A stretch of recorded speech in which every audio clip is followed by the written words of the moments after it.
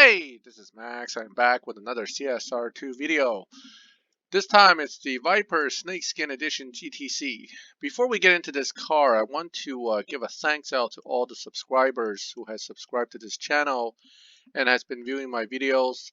I hope they have been helpful to you, and I will certainly try to keep going with these kind of videos that would be beneficial to you as you play the game.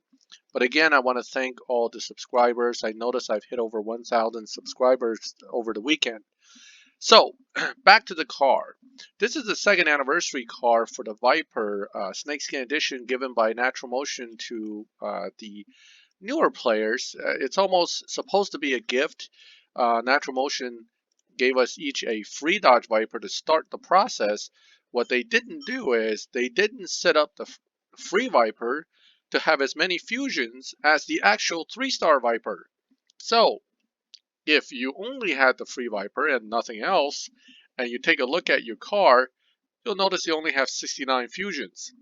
So it's essentially the same as a dealership bought car, which has no stars, except now they added 3 stars to it. Thanks, I guess. I mean, it's still a free car, but you could have just given me a free car without the stars and the same number of fusions. Wouldn't hurt my feelings that much instead of giving me a 3-star car that kind of lied to me and have less fusions. All right, complaints aside. The event is not that bad for anybody who's been playing for a while, but I have friends that just started, and I can tell you they are struggling through this. Partly because you need a few stage 6s to actually make through the event, and if you have the wrong stage 6s like engine, turbo, and intake, 3 stage 6s won't even help you get through the event. You're going to need 4 or 5. So really, this event is kind of I wouldn't say difficult, but it's certainly not easy. So let's say you've successfully acquired the Viper Snakeskin and you're a relatively new player. The first thing you're going to be thinking about is, man, I could build this car up. It's got to be good. 5 purple stars. What can go wrong? And look at this. I can build this Viper and this Viper using the same parts. So if I have some gold, I can even switch some parts over. If I don't have gold, I know I can keep buying dealership Vipers and build this to the max. Gotta do it. It's a great car, right? Well, no. And let me tell you why. Let's take a look at this car's stats once it's maxed out. I've tuned the car to the best I can. So this is 865 Evo at 671 pp. And that gives me the best performance I can get out of my tune of this car, which is a 12038. Here's the first problem. This car does not hit dyno easily. I've test driven it quite a bit. I've taken it to live, and I've tried different driving techniques. And sure, I'm no whiz at driving. In fact, one viewer at one time commented, "This guy sucks at shifting," which is kind of true. So I'm not the best driver. I don't expect to do any special runs with this car that's going to be super impressive, but it hasn't beaten dyno even by a small margin yet. And that is problem number one. If you bring this car to live, and that's really where these stars and the extra 48% bonus really comes into its own, it's when you're racing someone in live and you win, you get that nice RP bonus. Well, you got to win first. That's the issue. Of course, if you don't win, but you're trading, that's okay too. All right, that guy couldn't connect. You could always trade with the guy and not worry about winning, in which case the 48% is useful. But this is a T4 car, not a T5 car, so you don't get as much money. Now, if I'm going to trade anyway, I'd rather use a Tier 5 car because I get more money per trade, and in the long run, it helps me build up more money for actually use to build other cars. All right, so how does this car fare against other T4 cars? I don't know how well built that Aston Martin is, but I can tell you I've already raced some NSXs and they basically crush me. Veilside RX-7 crushed this car. Haven't tried an F40 yet, but I'm pretty sure I'm going to get killed too. And it looks like the other guy's finally staged. So it goes up to about like 90. You can shift it. You can do it at 80. I tried 60, 70, 80, 90. So far, it all seems to be 80 to 90 to shift to second, and nitrous produces some of the quickest time I've been able to do. And that was not a good time. But look at this. So I am racing a guy who's running 11 A85, and my car will never hit that. That's the issue here with this car as far as racing it heads up against anybody. It's not very competitive. Now, he's got swap symbols. I got swap symbols. So if he honors the swap and give me the next win, I can at least see what kind of RP I would make. That's if he accepts. Oh, he did. Okay. So he must have a little bit of a slow device thing where he leveled up and had to wait for that to go through. Okay. So let's assume this guy's going to give me this race. Let me see what kind of RP I get out of it. And then we can evaluate if trading with this car is at least worthwhile.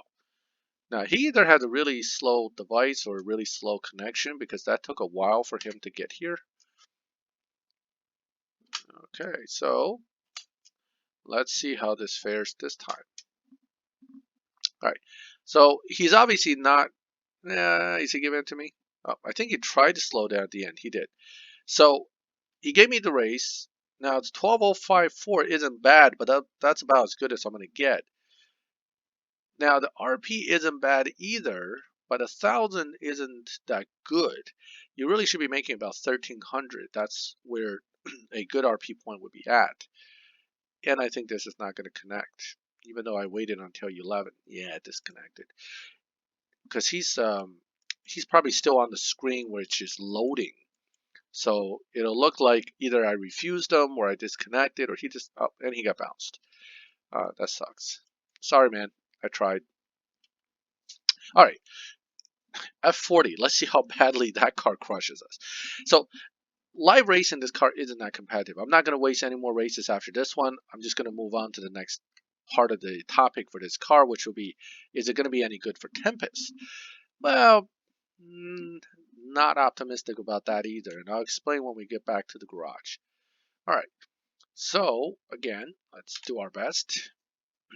I'm going to shift right around 80, and then just kind of try to make it, see, off it goes. At 40, typical. Accelerates near the end, takes you out. And I didn't do a poor run there, I don't think. Oh, well, no, I did. It's a little bit slow, but look at that time. 11 8s, 11 7s against you 12 0s. Not very competitive. And it's going to stay this way. It's not, you're not going to get much better lobby matchmaking with the max car. It's just going to be set in this particular lobby. And if you win a lot, it can actually make it worse, but you're obviously not going to win a lot because you're not fast enough. All right.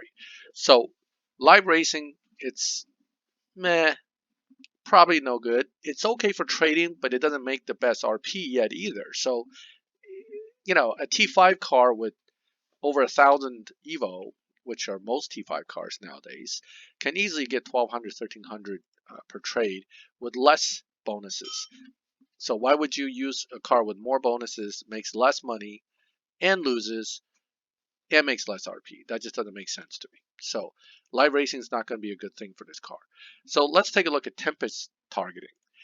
Tempest 2 requires you to do 0 to 60 and 0 to 100 challenges. Now, I don't recall exactly what the final challenges are, but I can tell you 1.8 it's not that impressive. So it's certainly not going to cut it for Tempest 3. 1.880 is not even close to a 1.494. So Tempest 3, it's out. 227 mile per hour is also not going to be impressive for Tempest 3 because you need 260. And this car does not seem to have much potential at hitting 260. Doing my typical way that I adjusted for the HPE to try to get more top speed, you can see a 236. And unlike the HPE, this car does not accelerate that hard in the first 3 gears. What it'll do is it'll just run out of breath in second gear. If you don't continue to use nitrous, what happens is you'll launch it, you send it to second gear, and it just really, really slow. Okay, now it's picking up some speed. Third gear is when we start hitting nitrous and hope that it can get past 236, but you're running out of space to run the car. So 236 is what I ended up with. 237, 1 mile per hour over what the dyno says you can do. That's not useful at all. So 260 is impossible. So it's no good for 260. It's no good for 0 to 60. So it's no good. It's no good for Tempest. So this car is not a Tempest car. That basically eliminates it from most of the use that you would want to have for this car, either live racing or Tempest. Can't do either one. Can it do the trials? Sure, but any T4 car can do the trials. You don't need a 5-star purple car. If that extra few points in the trials on the map really makes that big a difference to you, sure, you can always use this car for something like this trial down here I just finished. Okay, I did use this car for this trial, so you get maybe 4 or 5 extra points of RP, or maybe a little more than that per race. So instead of 150 something, maybe you get like 190 something. That's not a bad thing. 10 extra points per race still adds up. But that basically kind of sums up this car. It's nice. It's pretty. I like the way it looks. It sure is impressive with the 5 purple stars, but in the end, it's kind of a dust collector. That's really what it is. It's going to sit in your garage once you find better cars. You're not really going to use it. But for somebody who has no other options in T4 right now, is it an okay car to build? Sure, but if you just want to complete Tempest 1 and 2, I suggest you to build this Viper instead. Because this Viper will beat Tempest 1 and 2, no problem. And especially for Tempest 2, when you're talking about 0 to 60, it can do the job. And it can do it easier than the Snakeskin can. It certainly doesn't have the top speed of 230 some, but Tempest 2 doesn't have any speed trap challenges, so it doesn't matter. Tempest 3, neither car is going to make it, but at least the 3-star Dodge Viper can beat the final 0 to 60 challenge for you, and you can use it in combination with a faster car to beat Tempest 3. So the 3-star Viper in the end is actually more useful than Snakeskin is going to be. I'm sure that's not good news to many of you who probably are relatively new, finally got your first 5-star purple star car and is very excited for it. You know, I'm not against anybody enjoying anything. If you like the car, you don't mind trading with it, and it's something that is good for you, definitely use it. Don't let me discourage you. That's not what I'm here for. I'm just here to give you some information based on what I notice about the car, and the rest of it is up to you to make the decision. So that concludes my quick review of the Viper Snakeskin Edition GTC. If you have other specific questions about this car, feel free to ask me. What I can find out, or what little I've learned in the short time that I've owned it, I'm certainly happy to share the information.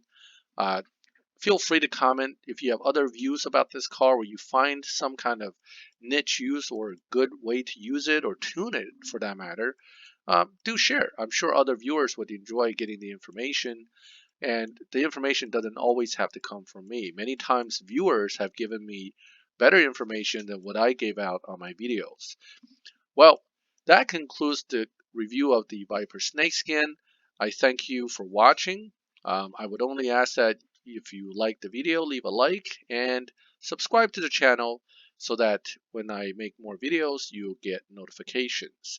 I hope that you were able to get this car, and good luck and have fun in CSR2.